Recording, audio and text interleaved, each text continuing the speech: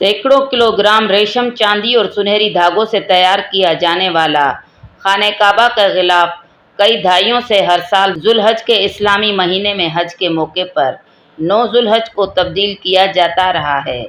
हर साल गिलाफ काबा की तब्दीली की तकरीब नमाज इशा के बाद करीब 5 घंटे तक जारी रहती है और इसे पूरी दुनिया में लोग बराह रास्त देख सकते हैं। बिस्मिल्लाहिर्रहमानिर्रहीम। अस्सलाम वालेकुम। आए जानते हैं कि खाना काबा पर गिलाफ चढ़ाने का आगाज़ कब हुआ। इस्लाम से कब्ल गिलाफ काबा के लिए कौन सा कपड़ा इस्तेमाल किया जाता था और मौजूदा दौर में इस गिलाफ को बनाने के लिए धागे कहाँ से लाए जाते हैं। इन्हें जांचने के लिए इसे कितने मराहल से गुजारा जाता है और इस पर कितनी लागत आती है। गिलाफ काबा की तैयारी का आगाज़ कब हुआ, इसके मुतल्लिक दुरुस्त मालूमात मौजूद नहीं। ताहम मुतअद्दिद तारीख़ी कुतुब के मुताबिक कब्ल अज़ इस्लाम दौर में पहली मरतबा यमन के बादशाह तूबा अल-हमरी ने काबे पर गिलाफ चढ़ाया था। अल-हमरी ने मक्का से वापसी पर एक मोटे कपड़े का इस्तेमाल करते हुए गिलाफ काबा तैयार करवाया। तारीख़ी कुतुब में इसे मोटे कपड़े को कशफ का नाम दिया गया।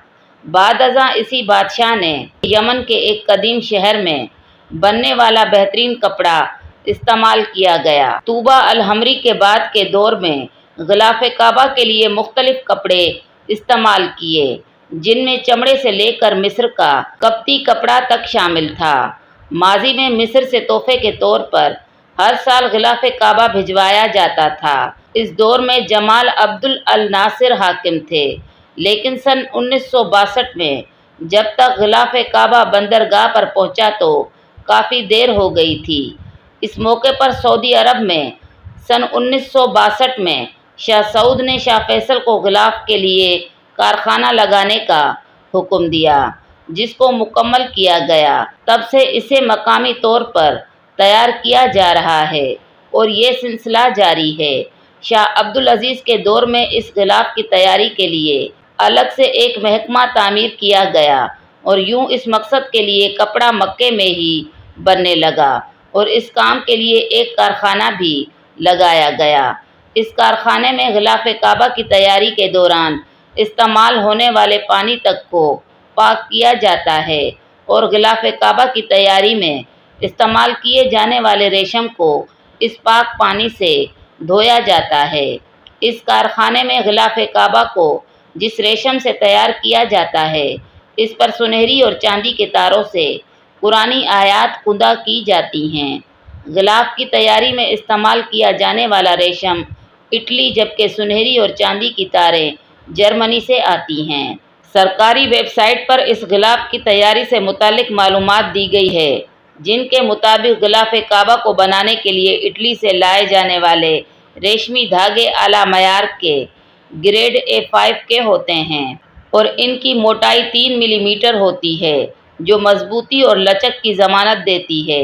एक रेशम का धागा कई टेस्ट पास करता है, जिसमें थ्रेड टेस्ट से लेकर मोटाई, मजबूती, रंगने, मैचिंग, धोते हुए रंग उतरने वाले और धात की तारों के साथ इस्तेमाल तक के टेस्ट किए जाते हैं। गिलाफ काबा के मयार को यकीनी बनाने के लिए शाह अब्दुल अजीज़ कॉम्प्लेक्स में एक तजर्बेकार टीम और इन टेस्टों की निगरानी होती है।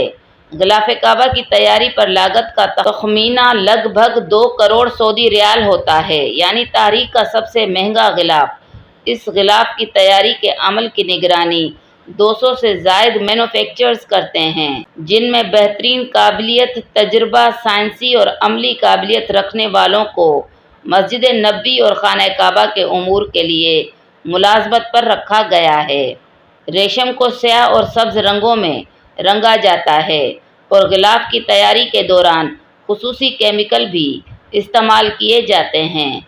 हज के मौके पर गिलाफ काबा को तकरीबन 3 मीटर तक ऊपर उठा दिया जाता है और नीचे की जगह को सफ़ेद सूती कपड़े से ढक दिया जाता है, ताकि कस्वा साफ रहे और फटने से महफूज रह सके। इस्लाम में तमाम मुसलमानों के लिए काबा इंतहाई मुक़द्दस मकाम है। मुसलमान हर साल इस्लामी महीने जुल्हज की 8 से 12 तारीख तक काबे का حج ادا کرتے ہیں۔ غلاف کی تیاری کا کام 8 ماہ میں مکمل ہوتا ہے۔ اب آپ سوچ رہے ہوں گے کہ پرانے غلاف کا کیا کیا جاتا ہے۔ پرانے غلاف کعبہ کو اتار کے چھوٹے چھوٹے ٹکڑوں میں کاٹ لیا جاتا ہے اور سعودی عرب کا دورہ کرنے والے مسلمان ملکوں کے رہنماؤں کو بطور تحفہ یہ ٹکڑے پیش کیے جاتے ہیں۔ کئی نجی ویب سائٹس بھی انتہائی مہنگے داموں اس غلاف کے چھوٹے چھوٹے ٹکڑے فروخت کرتی ہیں۔ آج کی ویڈیو آپ کو پسند آئے تو لائک کریں، شیئر کریں اور سبسکرائب کریں۔